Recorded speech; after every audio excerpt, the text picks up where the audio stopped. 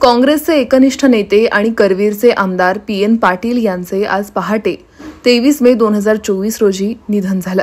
वयाच्या 71व्या वर्षी त्यांची प्राणज्योत मावळली। ते रविवारी घरात पाय घसरून पडल्यानं त्यांच्या डोक्याला आणि हाताला मोठी दुखापत झाली होती। यानंतर त्यांना कोल्हापुरातील ॲस्टर आधार रुग्णालयात दाखल करण्यात आलं, जिथे त्यांच्यावर शस्त्रक्रिया झाली।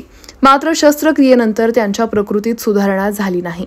त्यांच्यावर गेल्या 4 दिवसांपासून अतिदक्षता विभागात उपचार सुरू होते। मात्र आज पहाटे त्यांचा मृत्यू झाला।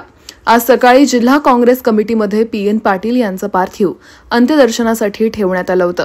त्यानंतर त्यांचं पार्थिव त्यांच्या मूळ गावी सडोली खालसा येथे नेण्यात आलं।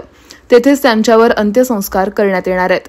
काँग्रेसचा एकनिष्ठ नेता म्हणून पांडुरंग निवृत्ती पाटील उर्फ PN पाटील यांची राज्यात ओळख होती।